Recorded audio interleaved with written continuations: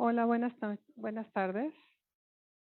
Eh, Les doy la más cordial bienvenida de parte del posgrado en Artes y Diseño y del Seminario de Investigaciones Intuitivas e Interdisciplinares a las doctoras Graciela de la Torre, ¿no? A las maestras, disculpen, a las maestras Graciela de la Torre y Pilar Ortega, a este conversatorio que se titula De la creación museal al activismo cultural, los roles de la gestión. Una charla que sin duda va a ser muy interesante y nos va a llevar mucho a la reflexión. Bienvenidas. Bienvenido todo el público que nos acompaña hoy. Muchas gracias. Pues muchas gracias. Quisimos hacer algo informal, no una conferencia de ninguna manera, sino más bien una conversación que no va a ser muy larga, por cierto, ¿eh? Va a ser corta esta conversación, pero sobre todo para estar cerca de ustedes y compartir experiencias, compartir diferentes modelos que se han creado a través del tiempo. Y bueno, yo le pedí a Pilar Ortega que me acompañara porque hemos sido compañeras de aventuras y acaba parte de escribir un texto donde pudo abordar unos archivos muy complicados y bueno, tiene bastante idea de lo que ha sucedido a través de la época cuaternaria y hasta ahora. Entonces, Pilaruca, bueno, yo me presento, soy Graciela de la Torre, yo fui directora del Museo Nacional de San Carlos, luego fui directora del MUNAL, luego fui directora del MUAC y ahora tengo la Cátedra Internacional Inés Amor en Gestión Cultural. Entonces, bueno, amo lo que amo y creo que realmente la cultura, los museos, son capaces de transformar a la sociedad y de hacer un mundo mejor. Entonces, creo que eso es lo que ha regido mi trayectoria. Y Pilar, ¿quieres presentarte, por Claro. favor? Hola, muy buenas tardes a todas y a todos. Pues para mí es un honor y un privilegio poder conversar con la maestra Graciela de la Torre, porque pues ella dice, yo he sido directora de tal y tal y tal, y pareciera que eso es como muy, digamos, eh, eh, formal, simple. Pero yo lo que quiero conversar con ella es justamente todas las acciones, actitudes, gestiones. ¿Qué? ¿No se oye? ¿Así? ¿Ya? Todas las acciones que ella ha tenido que y ha desarrollado para poder innovar, porque Graciela es una gran innovadora a nivel museológica, en la gestión, en el liderazgo, en la formación de profesionales de museos. Y como decía una de las personas que entrevistaron antes, a Graciela hay que estudiarla desde la acción, es decir, la política cultural pública, privada, del tercer sector o como se quiera decir. Graciela lo que hace es que lo ha hecho realidades un montón de proyectos. Entonces vamos a ir por partes. Yo le quiero agradecer mucho a la doctora Mónica Amieva y al doctor José Miguel González la invitación. Estoy feliz de estar acá. He tenido también el privilegio de poder ser testiga de un sinnúmero de políticas educativas y culturales en las que me ha tocado participar, a veces de manera directa, a veces de manera indirecta, a veces observándolas, y he podido constatar a partir de eso y de la revisión profunda de los archivos de la maestra Graciela, que justamente ella encarna lo que platicábamos, José Miguel, una gestión cultural creativa.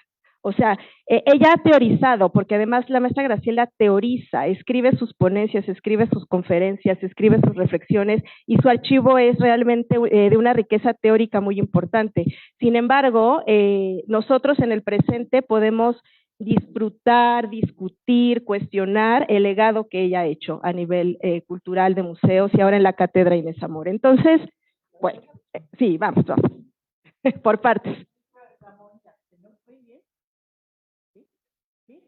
A Moni y a José Miguel quiero agradecerles. Cuando Moni me dijo, ¿sabes que vamos a hacer algo sobre gestión y creatividad? ¿Sí? No se ve.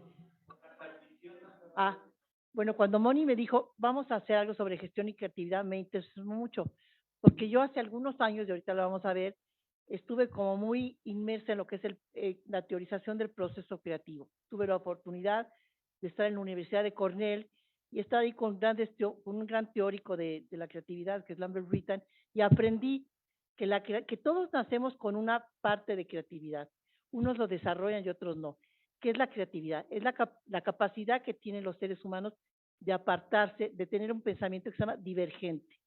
Pensamiento convergente es el que da una solución a los problemas y una solución previsible, por así decirlo. Y el pensamiento convergente es lo que se aparta de lo conocido para buscar otras soluciones. Y tiene 3 características: la fluencia, la flexibilidad, 4, mejor dicho, la originalidad y la elaboración.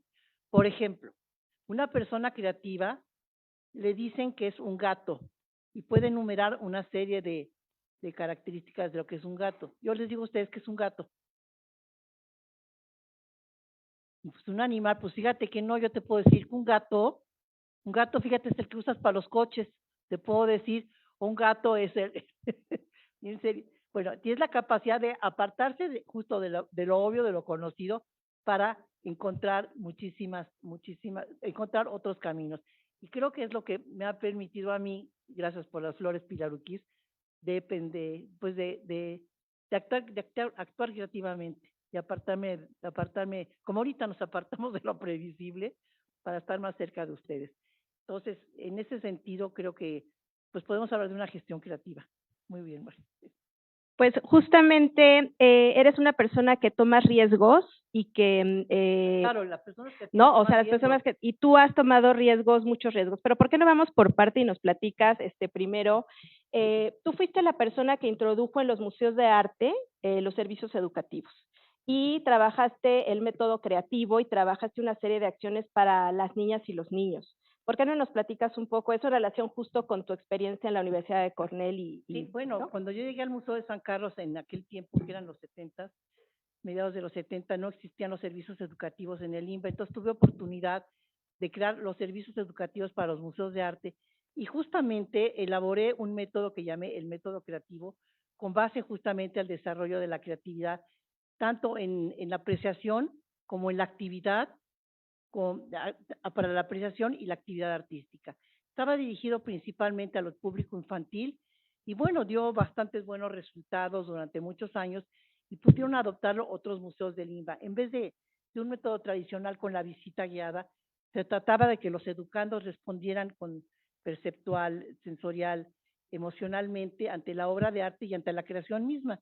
Entonces, por eso se llamaba, tiene sus bases científicas, por así decirlo. Lo llamé el método creativo y fue adoptado no solo en el Museo de San Carlos muchísimos años, sino en todos los museos del INBA y hasta copiado por el MoMA de Nueva York. Les puedo decir. Sí, exactamente. Además, no sé qué tan familiarizadas estén ustedes, pero los doctores no me dejarán mentir. En los museos actualmente tenemos que pensar que hay muchos museos de diferentes tipologías y de diferentes historias en México, pero realmente hay muchos museos en donde todavía seguimos viendo variaciones de este método creativo para trabajar con las infancias, por ejemplo, ¿no? Entonces, no es un método que tampoco se haya agotado. Y en ese sentido, la maestra Graciela de la Torre lo que ha hecho es, con una visión emergente, siempre como anticipándose al futuro, se ha llegado de personas muy talentosas y ha logrado dejar huella a través como de diferentes, digamos, testimonios. Entonces, aquí me gustaría un poco que nos platiques de dónde viene o cómo miras tú misma esta capacidad que tienes de detectar el talento y de allegarte de personas muy valiosas a tus equipos de trabajo. Y ahorita pasamos al MUNAL. Bueno, una de ellas ha sido Moni, desde luego. Pues yo creo que es una manera de gestionar donde es una manera que no es jerárquica. Yo pienso que las personas tienen habilidades, tienen competencias y que realmente lo que le toca a un director es ser un facilitador de de esas competencias y habilidades y de alguna manera pues encontrar qué es lo mejor que cada quien puede dar. Y creo que en ese sentido pues he tenido el privilegio de conformar equipos potentes, equipos poderosos y de crear diversos modelos de gestión, desde el modelo participativo, que los que han trabajado conmigo lo conocen, donde dejo bastante libertad a a los equipos para crear, para proponer, ni me convierto nada más en un facilitador de los proyectos, y hasta uno que ya no pude poner yo en acción, que es en el MOAC, que es un modelo constelar, donde la dirección del museo iba a estar rotando en diferentes momentos, iba a estar rotando, y yo me iba a ir, pues sí, empecé a hacerlo, pero ya no pude terminar porque me salí del MOAC. Iba a irme a las salas como un gestor de audiencias, para entender realmente a los públicos, qué hacían los públicos y qué hacían también el personal de base. Yo iba a ser, por un momento dado, iba a ser un trabajador o un guía más, o un enlace más, mientras que un enlace estaba capacitado para ser el director. Entonces ese era un modelo bastante utópico que quería yo poner en marcha, pero desde luego el modelo antijerárquico participativo, que es un modelo donde de alguna manera todos en la organización tienen un lugar y es un equipo concatenado donde se puede crear, con todo se puede crear. Mira, Graciela, te voy a leer algo que habla de estilos de gestión cultural. Dice, un gestor cultural exitoso se caracteriza por tener un perfil emprendedor con capacidades de alianza y autosostenibilidad, que trabaja desde la búsqueda de nuevos modos de diálogo social, que explota oportunidades, reconoce sinergias entre los sectores públicos y privados y estimula tanto la propia creatividad como la de las personas que la acompañan. Y mientras yo leía esto decía, ¿conoce a Graciela? Porque le está describiendo, ¿no? Es decir, además de esta como creatividad permanente, tú has sabido establecer diálogos, además de reconocer talentos, establecer diálogos con actores muy diversos y establecer puentes entre estos y estas. Por ejemplo, entre las necesidades del museo y la sociedad civil para recursos, la autosostenibilidad, el diálogo con las y los curadores, con las personas especialistas en las áreas pedagógicas y de atención a los públicos. No es difícil dialogar, más bien es muy difícil dialogar, es decir, establecer un diálogo y llegar a consensos no es algo tan sencillo como pareciera, y tú lo haces con parecer que es algo muy sencillo. Bueno, lo que pasa es que yo, Pilar, gracias, creo en lo que hago, y entonces de alguna manera, bueno, no me anima otro interés, sino que sucedan las cosas y realmente tener una mejora de la sociedad, si es posible, a través de lo que yo sé hacer, que es la gestión cultural, la gestión de museos y la gestión cultural. Entonces creo que eso pues ha logrado entusiasmar a diversos sectores de la sociedad, y ayer yo decía en una conferencia de prensa a la cual aludiremos después, que lo que a mí me da mucho desazón es que actualmente no se reconoce ni se alienta la participación de la sociedad civil.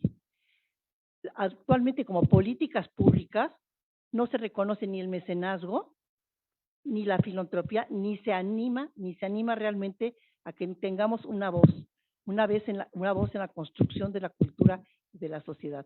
Y esto estoy hablando de nadie, ¿eh?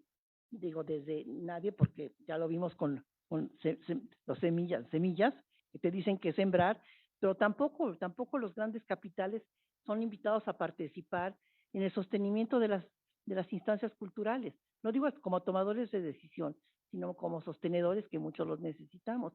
Y bueno, eso ha permitido crear proyectos paradigmáticos, esa conjunción entre la sociedad civil, los patronatos y, en fin, el mecenazgo con las autoridades, permitió crear proyectos paradigmáticos como Munar Dormir o como el MOAC.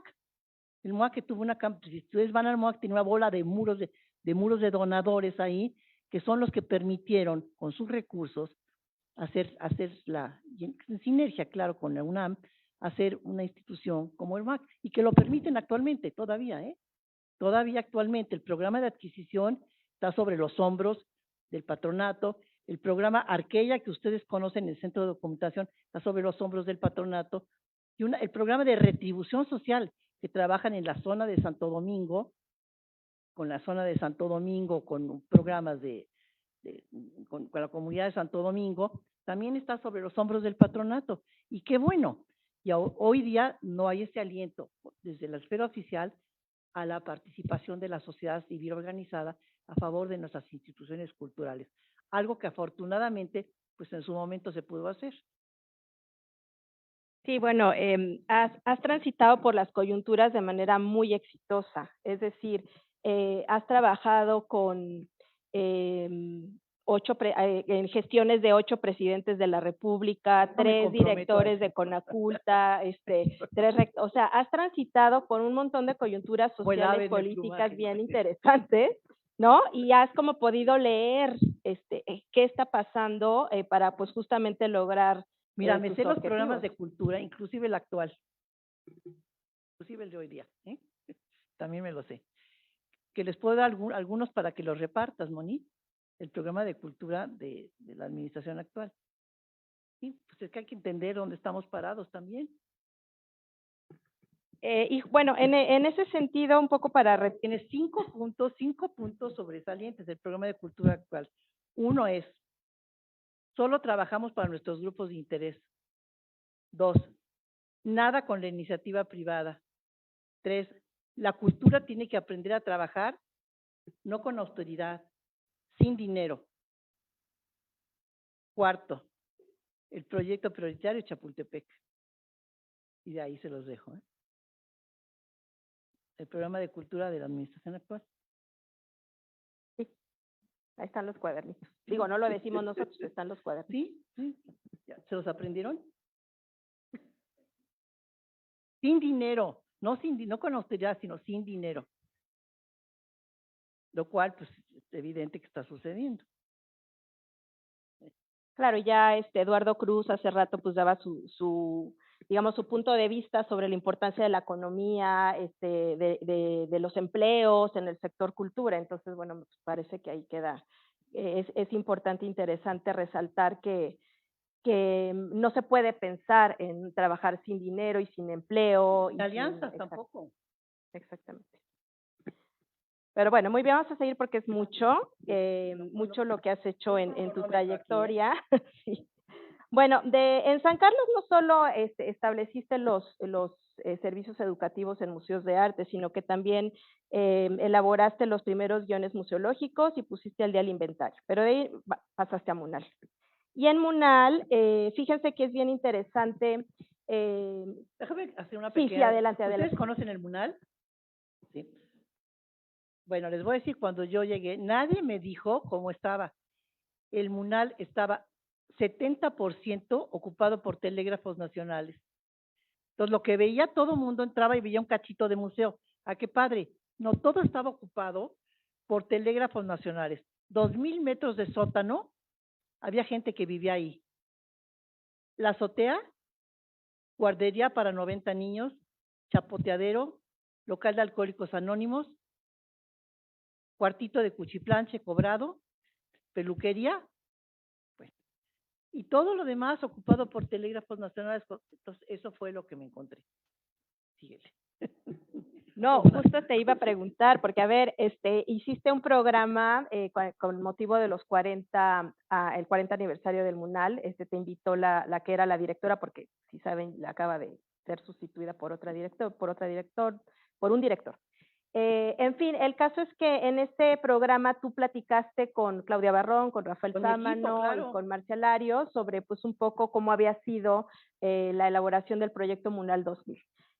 Y hablabas justamente de lo que te encontraste. Te encontraste eso y te encontraste también un montón de resistencias, que eso es parte, digamos, de la naturaleza humana y claro. estoy segura que la has encontrado en todos lados. Pero digamos que la resistencia al cambio que encontraste en el Munal, y si hoy pensamos que el Munal el edificio es 100% museo, ¿no? Que además en el proyecto Munal 2000 se trabajó un proyecto museológico que ha sido estudiado en tesis, que ha sido objeto de investigaciones de varias personas, en donde pues justamente se resalta este trabajo horizontal entre los equipos para que las áreas curatoriales, las áreas que se encargan de los recorridos, la museografía, la preservación de obra, la comunicación, los estudios de público. Entonces, pues la verdad es que es una maravilla, ¿no? Que ahora uno puede ir y transitar cuando en realidad eso costó, pues... Lo que me gusta de ese proyecto, sobre todo, que la renovación museológica, o sea, el guión curatorial de salas y todo el proyecto museológico con sus salas hipertextuales, monotemáticas, ya ni me acuerdo. Entonces, vino de estudios de público, de las necesidades del propio público. Entonces, eso es lo que, justamente lo que decíamos, no me enseñes, no me digas que tengo que sembrar, no me digas que tengo que sembrar. Entonces, se hicieron varios estudios de público antes de poner, claro, tiene una base curatorial, lo hicieron los especialistas de estéticas, pero toda esa posibilidad de diferentes recorridos, la posibilidad de tener salas hipertextuales, donde una obra nos llevaba a distintas esferas del conocimiento humano, las salas monotemáticas donde se hablaba de un solo tema, las salas de colecciones especiales, donde colecciones privadas que nadie podía ver estaban ahí.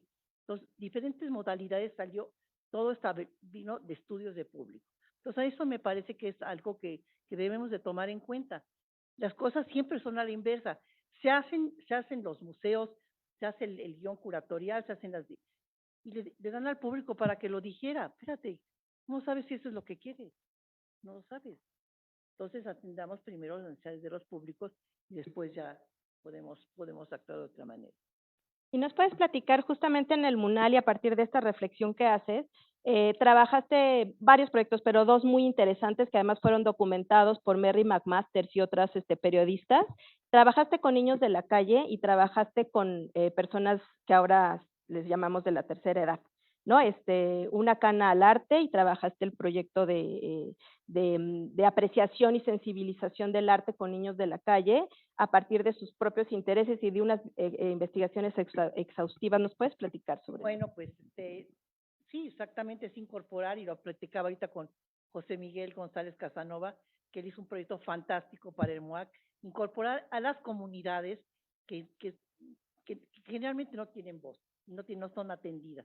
Entonces, sí, por el proyecto con niños de la calle, donde justamente la persona que estaba ahí, antes se llamaba comunicación educativa, ahora se llama mediación, estaba ahí, se iba a buscarlos a las coladeras, los invitaba, nada más que hubo un problema ahí. El problema fue que en un momento dado dije yo, bueno, pues ya están aquí, ya vienen aquí.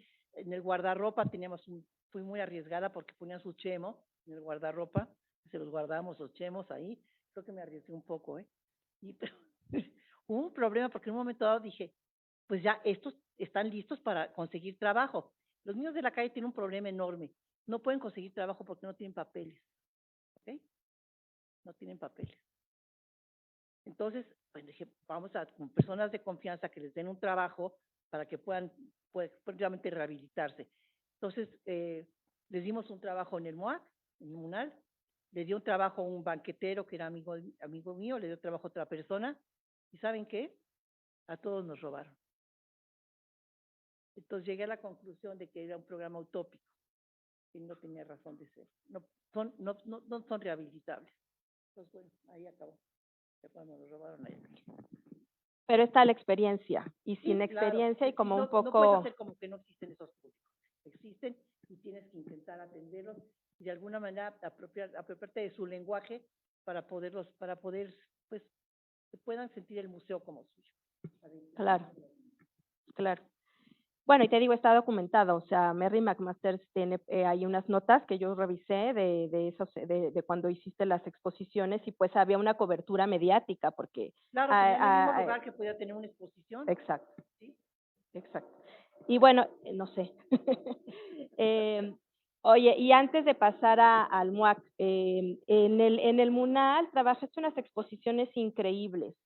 O sea, invitaste a gente muy talentosa, no quiero decir nombres, quizá tú sí, pero para no, digamos, no saltarme a nadie, pero gente de la UNAM, talentosísima, gente de otras universidades, gente con visiones porque además emergentes. Los museos están obligados a generar conocimiento y a generar nuevas avenidas para el mejor conocimiento, apreciación y disfrute del arte que les corresponde. Entonces, en ese sentido, hicimos muchísimas exposiciones con especialistas, no como se hace ahora con inventores que deciden hacer exposiciones de la cocina, pues sacan ahí algunas cosillas, realmente con especialistas. Ay, gracias. Ay, gracias.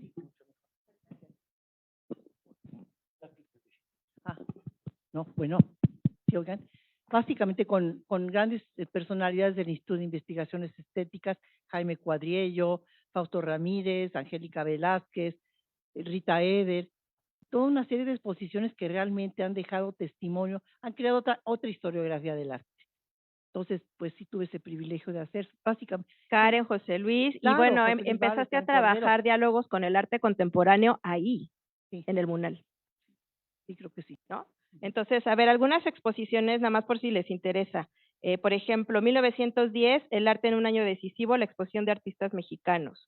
Del Istmo y sus mujeres, tehuanas en el arte mexicano. Uno que fue increíble, Juego de ingenio y agudeza, la pintura emblemática de la Nueva España. Otra, Art Deco, un país nacionalista, un México cosmopolita, o sea que también empezabas a trabajar con distintos, digamos, objetos artísticos.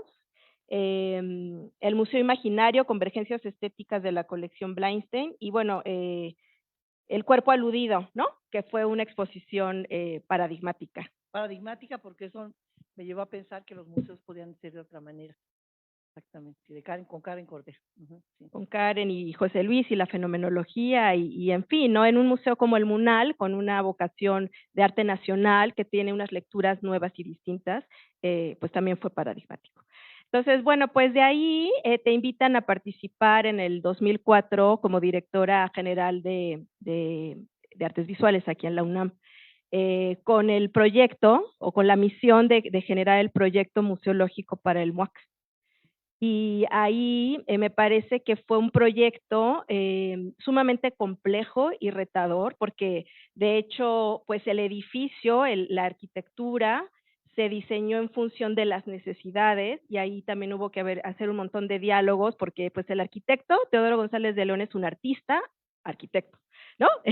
Las necesidades propias del arte contemporáneo, el equipo, los diálogos, el apoyo de Esther de Lerrán. Entonces, si nos platicas como esa parte inicial del reto, y mientras tanto, desde el MUCA Campus, hiciste un montón de exposiciones bien interesantes, como Morir de Amor o como La Era de la Discrepancia, por ejemplo. Claro. Mira, Ale, ahorita que están tus alumnos en el MUAC, fíjate nada más, siempre dicen, ¿por qué no surgió el MUAC? Porque era un reclamo de la comunidad artística. No es cierto. No había tal reclamo. Nunca hubo un reclamo de la comunidad. Surgió el MUAC porque tenía que completar el proyecto del Centro Cultural Universitario. Y porque cada administración necesita su baluarte. Entonces necesitaban un museo de arte contemporáneo. Punto. Eso es, no hubo tal reclamo. Y entonces, lo interesante de ese museo es que la arquitectura parte de, concibe al museo como concibe al visitante como un viajero en el espacio del museo. Por eso ustedes entran y tienen una avenida central y tiene calles que se entrecruzan. Y la idea es que no importa si el visitante se pierde, no importa si el visitante se pierde, como te puedes perder tú en un viaje, te puedes perder en un viaje en un territorio que no conoces. Entonces, por eso es que tiene una avenida central y avenidas laterales. Y el primer proyecto museológico era muy interesante porque era un proyecto rizomático. No había rizomático, o sea, las salas se conectaban como un rizoma. Ustedes saben lo que es el rizoma, ¿verdad? De todo este rollo de Deleuze, se conectaban como un rizoma. Ahorita yo siento que es un museo más artistocéntrico, no audiencia céntrica, así, es un museo artistocéntrico, realmente ahorita. Las cosas varían.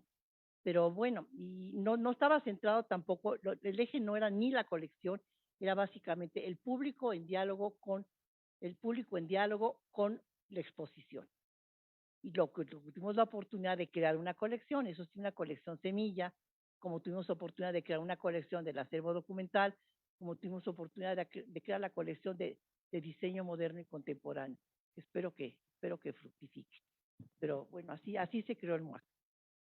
Y bueno, ahí pues fue un trabajo complejo, o sea, y lo que realmente más salta a la vista es que en tanto este proyecto avanzaba y se consolidó como lo podemos transitar, vivir y disfrutar hoy en día, trabajaste en el MUCA Campus, estudios de público, exposiciones importantísimas, con una investigación profunda, con artistas bien interesantes, bueno, y con un trabajo con los públicos también muy importante, ¿no? Entonces, es algo que me llama mucho la atención de tu gestión, ¿cómo logras hacer tantas cosas a la vez con buenos resultados? Pues no sé si bueno, Bueno, con resultados, rápido y mal con hecho. resultados evaluables. No sé, Pilar, la verdad, gracias. No sé. Porque creo en lo que hago nada más. Tengo mucha pasión. Y los equipos, ¿no? Bueno, sin mis equipos no podría, por supuesto, sí. Bueno, pues el MUAC, además de ser una obra arquitectónica por sí misma importantísima, un museo diseñado desde su planeación teórica en todas las áreas, contemplando todas las áreas, pues además es un museo universitario y siempre has estado muy consciente y estuviste muy consciente de esa misión de los museos universitarios, que pues tienen especificidades respecto a otros tipos de museos. Y en ese sentido, pues trabajaste fuertemente la implementación de cátedras, como la cátedra William Bullock, y también el programa de campus expandido, además de todo el trabajo del archivo con Arqueia. Entonces, si nos quieres platicar un poquito sobre esa parte del museo universitario. Tiene la obligación de generar conocimiento, entonces a través de las cátedras extraordinarias, sea en museología crítica, sea ahorita hicieron una de diseño, en fin, diversas áreas de conocimiento, pues eso es lo que intentan, además del programa expositivo y el programa de interpretación.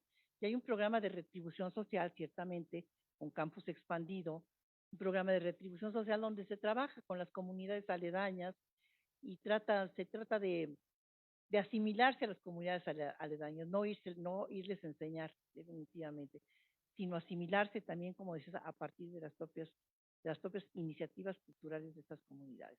La comunidad de Santo Domingo, la conozcan, es donde trabajan donde están la mayoría de los trabajadores de la UNAM. Una comunidad que tiene problemas de violencia, de drogadicción, y que logramos incorporarnos ahí por, tú te acuerdas, Moni, con el líder de escuela zapatista. Logramos incorporarnos ahí, nada fácil. Oye, también obtuviste la certificación ISO 9001-2008 por la gestión de la calidad de colecciones en tránsito y que solo tiene el Pompidou, pero que me comentaste que la perdió.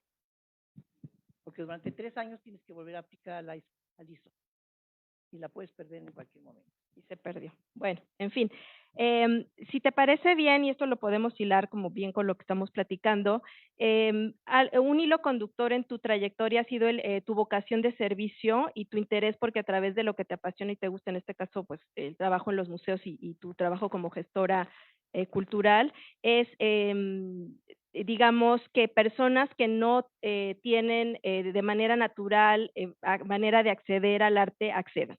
Y en ese sentido, para ti la educación ha sido fundamental. Entonces, no solo desde el Museo Nacional de San Carlos trabajaste el arte en vacaciones, el método creativo, toda esta parte como con el público infantil, con las infancias, y desde el MUNAL, pues un montón de trabajo propio en las salas hipertextuales, los recorridos, las mediaciones que empezaste a hacer ahí, el programa de Niños de la Calle, de tercera edad, sino que además, estando ya en la UNAM, trabajaste fuertemente con el Programa Nacional de Interpretación, que fue, pues, es y ha sido, aquí no me dejará mentir Miriam Barrón, que también ha sido una gran colaboradora en la trayectoria de la maestra Graciela. Pues, a ver, el Programa Nacional de Interpretación exitosísimo por más de 10 años, para la formación, actualización y puesta al día de las personas que se dedican a las áreas educativas de mediación de los museos en México, no de los museos de arte, de los museos en México,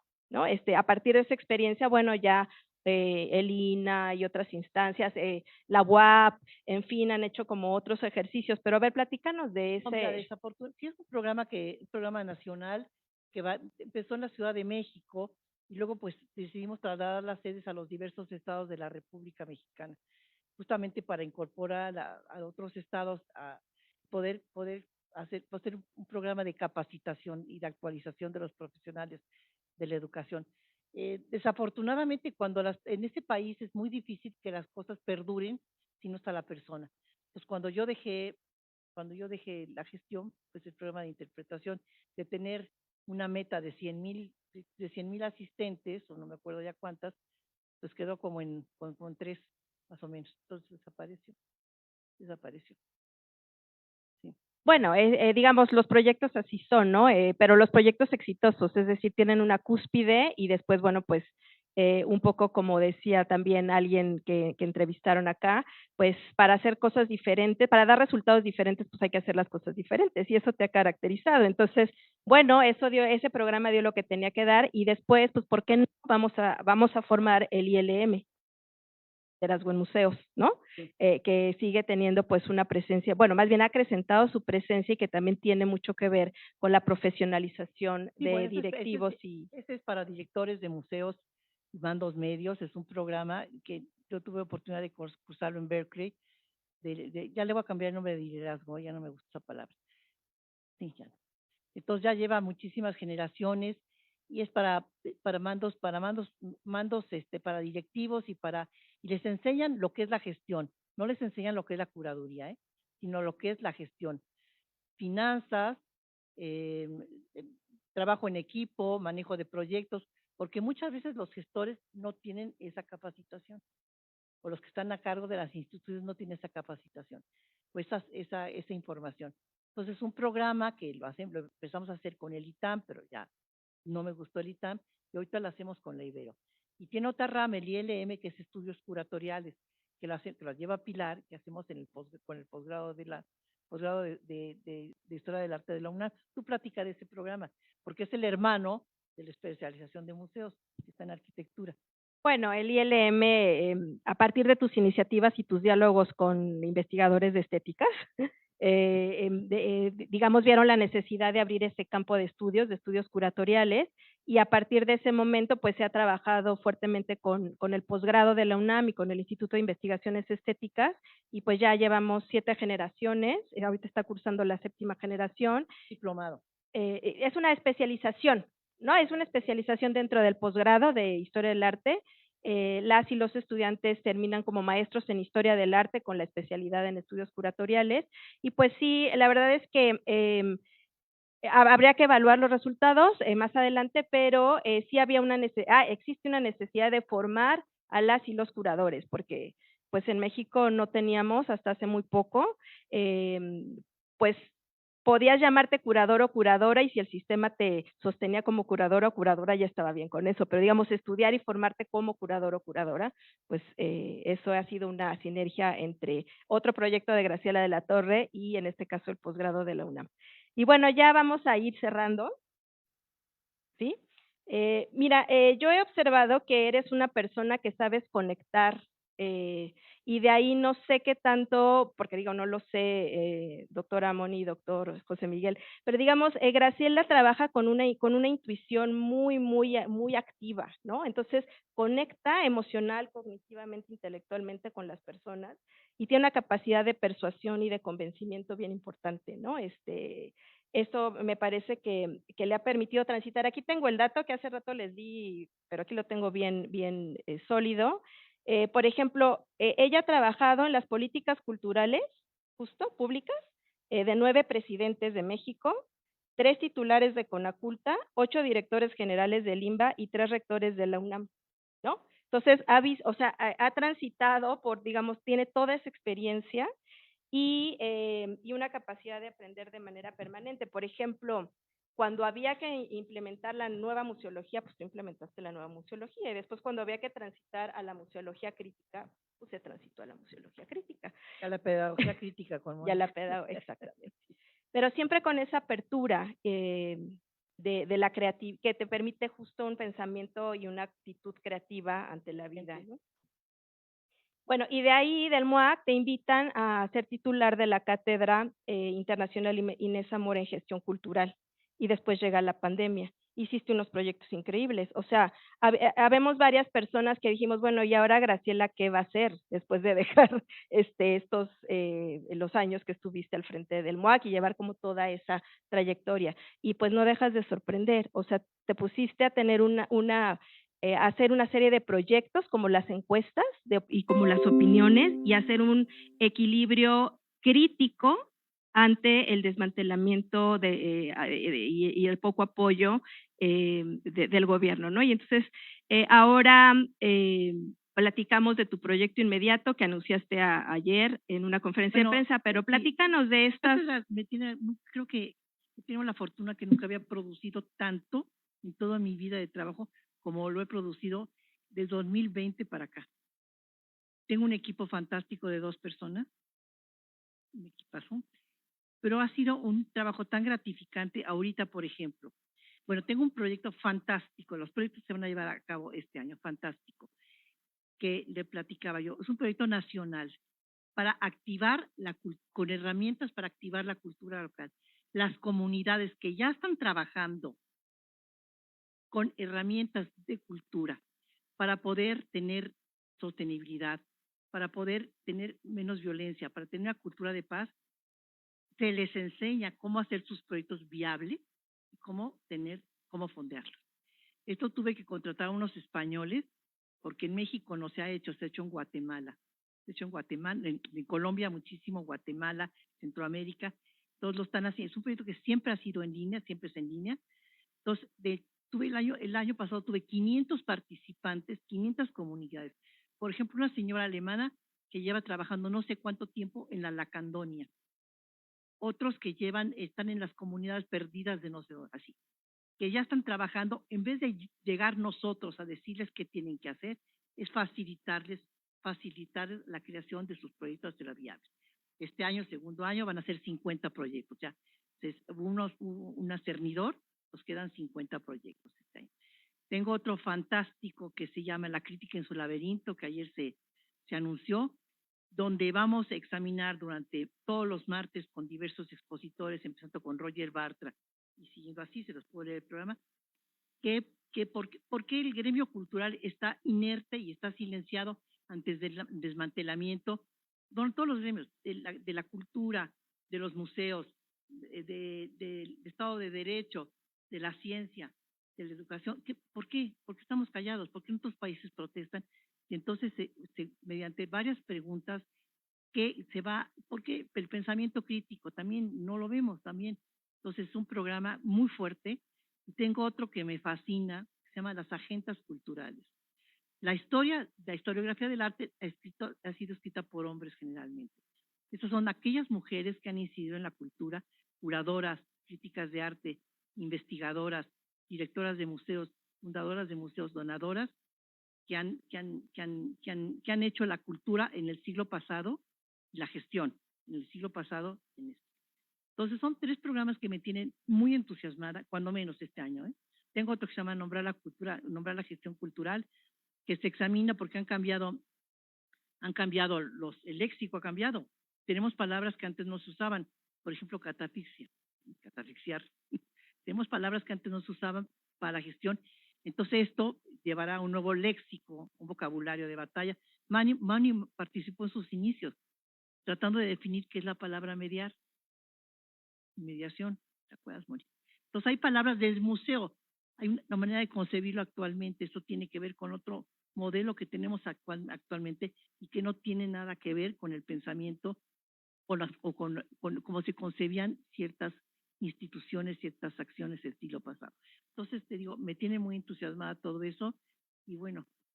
Bueno, y para salir de terapia intensiva, esos proyectos son importantísimos aún. Un documento que se hizo al principio de pandemia para examinar justamente la situación de las diversas esferas de la creación artística en un libro que hizo la UNAM, se llama Para salir de la terapia intensiva. Muy crítico, desde luego, de toda la situación actual, muy crítico. De la violencia, de la pauperización, de la falta de Estado de Derecho, y que eso definitivamente pues impacta la gestión cultural. Es un estudio riguroso, que eso es algo muy importante, ¿no? O sea, bueno, ¿te consideras activista? Claro que sí, actualmente sí, activista cultural, claro que sí. Y tomas riesgos, porque a ver, yo sí veo que hay poca gente que se atreve a decir lo que tú dices en medios de comunicación y demás, para hacer los contrapesos necesarios. Hay poca gente que se atreve. Bueno, pues sí, Dios nos puso en este camino y aquí estamos. Ya ni modo. ¿Ya qué les puedo decir? Bueno. Oye, Graciela, ya para ir cerrando, no has estado exenta de las críticas, ¿no? Digamos, no, últimamente no. No, últimamente. No, pero bueno, en el MUAC, ¿te acuerdas en proceso? Bueno, el Cibolato, ¿no? Proceso, claro. En fin, pero a ver, tú las has enfrentado de una manera muy transparente y muy, digamos, muy abierta. ¿Tú qué opinas de la crítica y de las críticas que te han hecho a ti? Tiene que existir, y qué bueno que exista la crítica, y qué bueno que exista el disentimiento, y qué bueno que exista la opinión. No debemos de obviar la posibilidad de que se expresen y que haya crítica. Este país necesita crítica. Todos necesitamos crítica pues para, no para mejorar, sino para que haya transparencia, para que pueda haber voz. Sí, de acuerdo. Y la forma en que tú la has asumido me gusta, porque, sabes, en mi experiencia, no voy a decir nombres, pero sí de manera muy cercana y hay evidencias que tampoco voy a presentar. Pero digamos, cuando ante la crítica lo que pasa es hay una reacción emocional. Y las reacciones emocionales en ciertos niveles y papeles y coyunturas no sirven para nada, ¿no? Pues mira, Pilar, ya vamos a cerrar. Yo te quiero agradecer tus palabras. Quiero que Pilar nos hable de ella. Ella es una gran gestora y sabe tanto porque en este libro de agendas, va a ser un libro de agendas culturales, pues tuvo a fuerza que escribir un capítulo sobre pues por eso sabe tanto. Pero yo quiero que nos hables un poco de ti, porque tú también eres un personaje dentro de la gestión. Háblanos, Pilar, por favor. A mí sí me cuesta mucho trabajo. No, bueno, yo creo que ya están cansadas y cansados. Nada más decirles que he tenido el privilegio de estar en las fronteras, como de distintos sectores en el país, del sector educativo, del sector cultural, del sector artístico. Yo estudié Historia del Arte, pero antes que eso estudié danza en el IMBA y soy maestra de danza egresada del IMBA y llevo 33 años dedicada a la docencia, además de he tenido puestos como servidora pública a nivel nacional y he trabajado en varios museos, he trabajado en la educación y la investigación artística fuertemente y pues en este tema como que hablaba Betancourt de la cultura, pues también he trabajado, por ejemplo, la violencia obstétrica y de pronto me he metido a hospitales con pijama quirúrgica, apoyar a las mujeres, o sea, la verdad es que he hecho como un montón de cosas, he estado como trabajando en muchas fronteras y eso pues me permite también observar a las y los actores protagonistas de las tomas de decisiones. Ahorita hablando de políticas públicas, en los videos que observamos, de políticas públicas culturales, pues sí, finalmente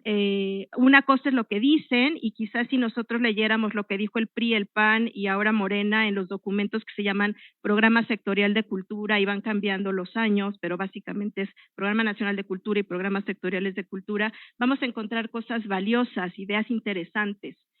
Sin embargo, hay una gran distancia entre lo que se dice y lo que se hace. Sin embargo, uno se encuentra personas como Graciela, otras también, pero como Graciela, que activan y hacen visible y encarnan las posibilidades que esos grandes marcos te dan. Entonces, pues he trabajado mucho el tema de los derechos humanos culturales, sobre todo en jóvenes entre 15 y 17 años, porque los jóvenes en este rango de edad no son niños, pero tampoco son mayores de edad para el Estado, y entonces sí son un grupo muy vulnerable de personas que no tienen tampoco recursos quizá porque no pueden tener un trabajo formal para ir a algún sitio, para tener un teléfono, pero tampoco son niños y tampoco son reconocidos, digamos, en los públicos de los museos. O sea, los jóvenes son otros, los niños, y este grupo de adolescentes siempre está como muy en condiciones muy desiguales. Entonces, bueno, he trabajado mucho eso. Y al final de cuentas lo que me interesa mucho también es que un mayor número de personas tengan acceso en condiciones de igualdad a la cultura, a las artes, porque sí te cambian la vida, ¿no? Yo estoy convencida y tú pues me has cambiado la vida y le has cambiado la vida, me parece, a un montón de personas y pues un privilegio. Gracias, Pilar. Pilaruca acaba de dejar la subdirección de Educación Artística del IMBA y ahora tengo la fortuna de que esté conmigo como directora del ILM. Así es de que muchas gracias, Pilar, y muchas gracias por esta conducción.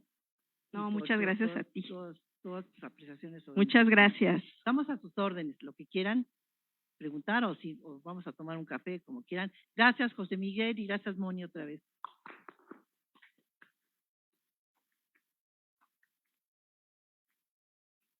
Muchísimas gracias, Graciela y Pilar. Interesante conversación. Pues vamos a aprovechar que las tenemos aquí para comentar, preguntar, dialogar. A ver.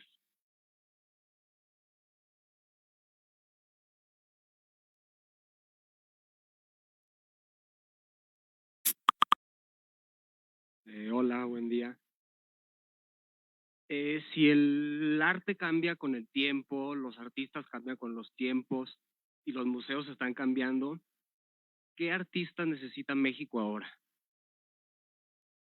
¿Qué tipo de artistas? ¿Qué valores tiene que tener un artista en estos tiempos tan complejos? Mira, yo no te puedo contestar eso, no lo sé, no te lo puedo contestar, y si te lo puedo contestar mejor no lo voy a decir.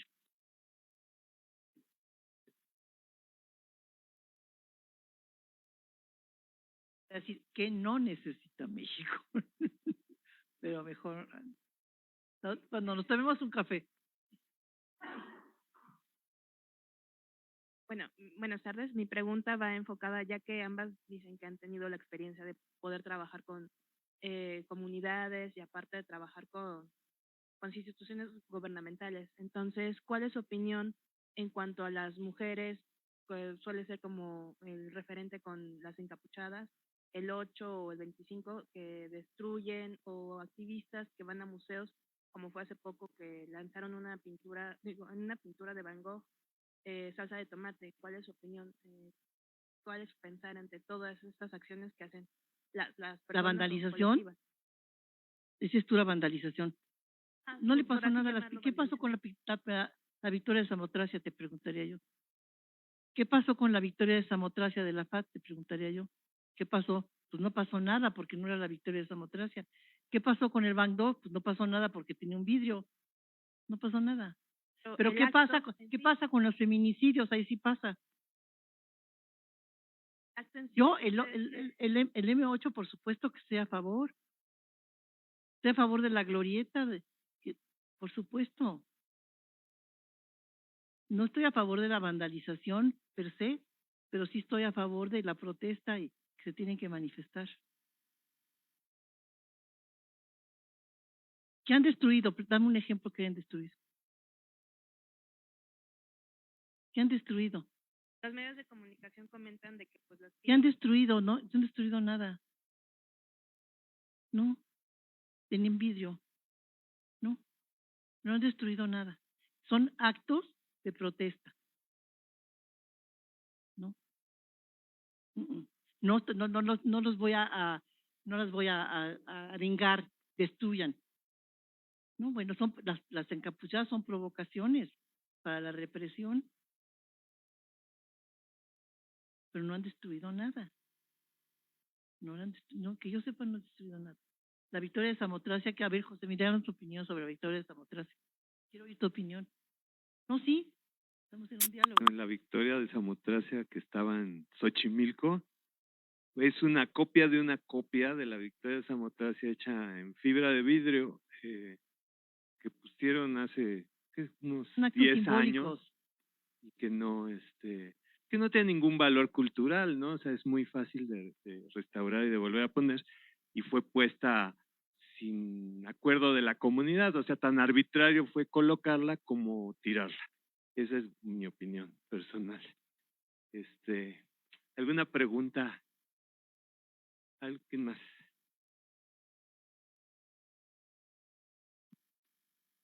Hola, buenas tardes.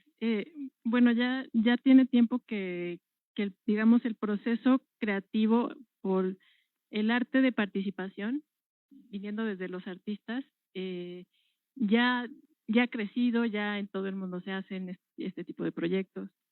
Pero mi pregunta es, ¿qué ha pasado con los museos en estos términos? ¿Tú cómo lo has vivido en proyectos en donde los artistas abren el proceso y la participación del público no es al final como un observador, ¿no? No es con la mediación, sino es más bien participan en las piezas, ¿no?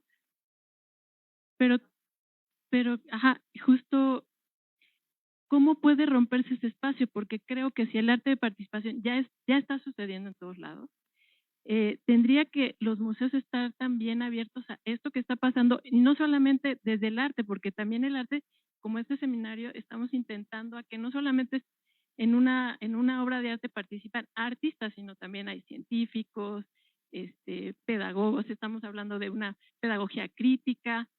¿Qué pasa con los museos? Necesitamos, yo siento que los artistas, o más allá de los artistas, los que estamos en las prácticas artísticas, necesitamos no solamente una curaduría crítica, sino que el espacio mismo pueda funcionar como un laboratorio, ¿Qué piensas de eso? ¿Y cómo podríamos romperlo?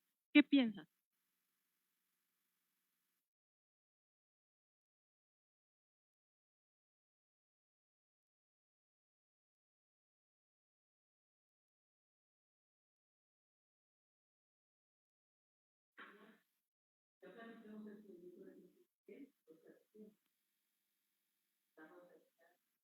Fue la antiexposición.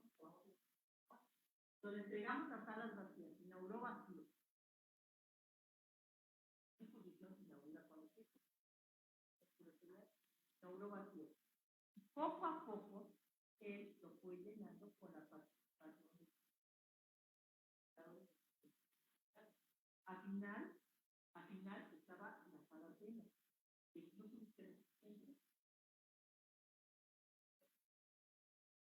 Pero la pregunta sería, desde este pensamiento, no, digamos, digo, a lo mejor la respuesta no la podemos hacer, o no la puede tener una persona, sino juntas, varias, ¿no?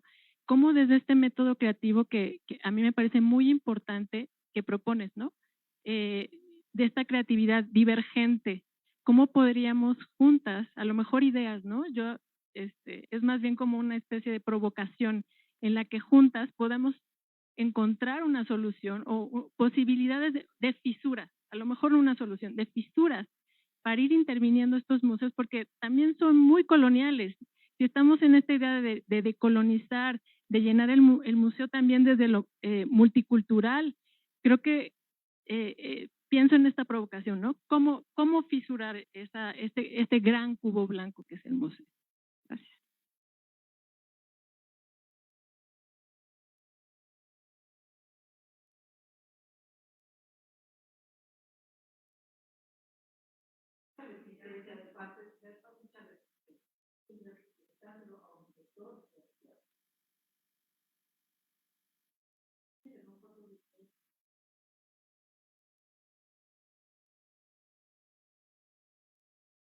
Pues hay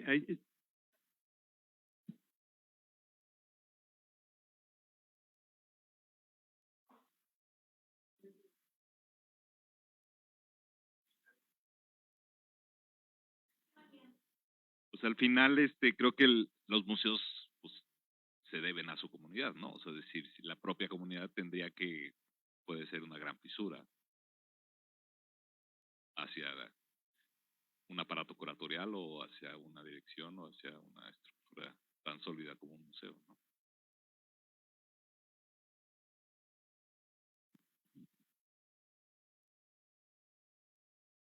Le digo a Graciela que, a ver, en mi opinión, humilde opinión, por ejemplo, en el caso de los museos universitarios, pues sí se puede trabajar en esa fisura. Es decir, los museos universitarios tienen una misión distinta que los museos, por ejemplo, del INBA o del INA, ¿no? O los privados. En los museos universitarios me parece que permitirían o deberían permitir ese posicionamiento y esa pues político artístico, y un poco decía Néstor García Canclini, él no lo ve ahora en la cultura, lo ve en los movimientos feministas, por ejemplo, esa potencia de organización. Pues a mí se me ocurrió, le decía ahorita a Graciela, pues habría que pensar en hacer algo así, muy bien articulado, para que entonces se pueda, sí es utópico, pero sí se puede, y me parece que en el caso de los museos universitarios es muy necesario que las comunidades trabajen para ello. Me parece que hay más posibilidades en los museos universitarios que, por ejemplo, en los museos del INBA. Bueno, yo te propongo, ¿por qué no llegan con un proyecto con el Chopo, con el MUAC, con el ECO? Ahí están tus museos universitarios. ¿Ok?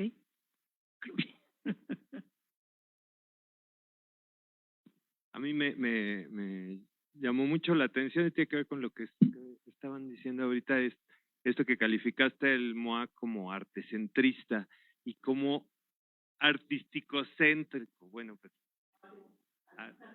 artista-céntrico, que es precisamente eso, ¿no? Como que de alguna manera hablas de una comunidad, Germán, pero está atendiendo a la comunidad de la esfera del arte y no está atendiendo a otras comunidades.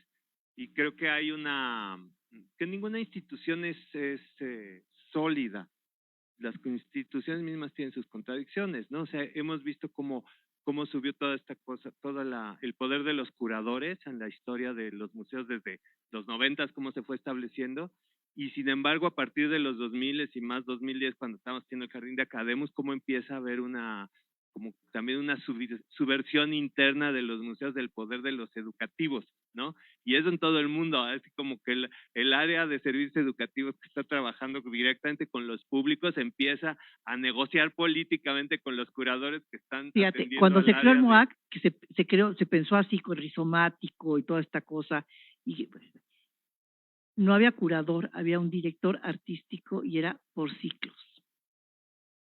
Había ciclos. ¿Sí? No había un curador en jefe, sino un director artístico por ciclos curatoriales. Qué buena idea. Yo siempre Pues he sí, pensado que pero sí, no.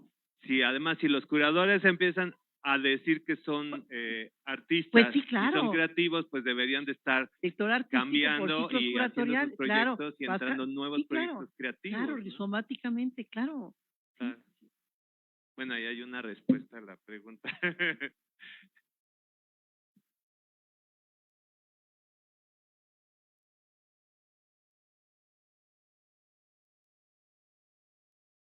A mí que ahora que citabas a Néstor, a mí lo que me interesó de eso, del comentario de Néstor, es que reconoce esas particularidades, ¿no?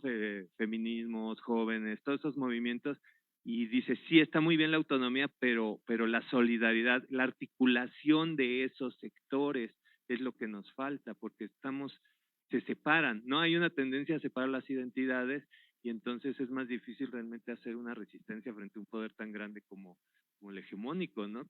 Que él se articula, ese poder se articula todo, ¿no? Pues no sé, ¿hay algún otro comentario, alguna pregunta? A ver, aquí hay. A ver, creo que va a ser la última. Bueno, gracias por la plática. Tuve oportunidad, no vi todo, desgraciadamente, porque no hubo tiempo, pero tuve oportunidad de ver mucho de lo que estuviste haciendo cuando fue la pandemia, con la cátedra Inés Amor, todos estos que fueron un trabajo extensivo, fue el hablar con gente de museos de Estados Unidos, de muchísimas cosas, fue una cosa impresionante, ¿no? Pero siento yo, es bastante complicada pues esta coyuntura entre que por un lado está esta cuestión que nos comentaste del presupuesto, hablando de la cuestión aquí en México, y por otro lado viene la pandemia y es como una doble asfixia por dos lados, es una cosa que constriñe demasiado. ¿Qué cosas de que se tuvieron que crear emergentemente, en el sentido totalmente de emergencia, durante la pandemia, llegaron para quedarse, o crees tú que llegó para quedarse, ¿no? ¿Qué cosas? ¿Sabes qué? Nosotros hicimos el primer estudio, el estudio de impacto de la pandemia, demasiado pronto, en marzo de 2020. Ahorita voy a hacer otro, justamente para ver quiénes son nuestros nuevos públicos, dónde quedaron todos los públicos de la virtualidad, porque hay unas audiencias que están en la virtualidad. Y si están, ¿por qué no están yendo? Los museos no están yendo, la gente no está yendo. ¿Por qué no están yendo si siguen en la virtualidad? ¿Qué quieren los nuevos públicos? No vamos a hacer un supón, no va a ser el líder. Vamos a hacer un estudio de audiencias, un estudio de la nueva realidad. No te puedo contestar, eso tenemos que hacer un estudio. ¿Sí? Yo los invito, Moni, por favor. Te voy a mandar muy bueno para ellos. Van a ver casi todos los más.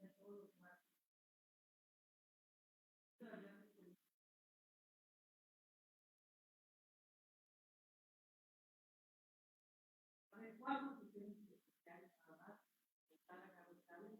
Entonces lo voy a mandar para que lo compartan, por favor. Creo que sí. Yo lo tengo ahorita mismo, se los paso. Sí, me lo mandó Sergio Raúl ayer. Sí. Oiga, porque resulta que tiene mucho que ver con el día de hoy, entonces parece que estamos haciendo como el arranque de este gran proyecto.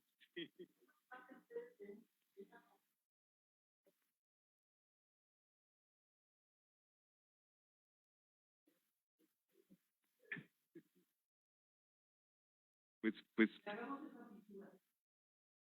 eso, pues muchísimas gracias que nos acompañaran. Muchas gracias.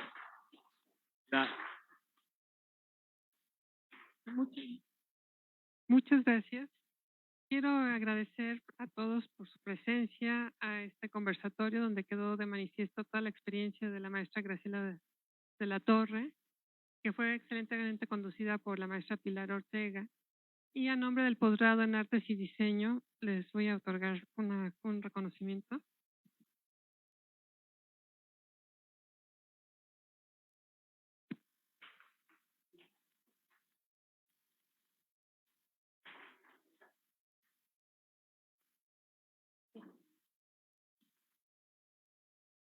Te doy tu sobre, tu folio. Gracias. Y también quiero otorgar una constancia a los coordinadores del seminario, a la maestra Mónica, a la doctora Mónica Mieva y al maestro José Miguel González Casanova.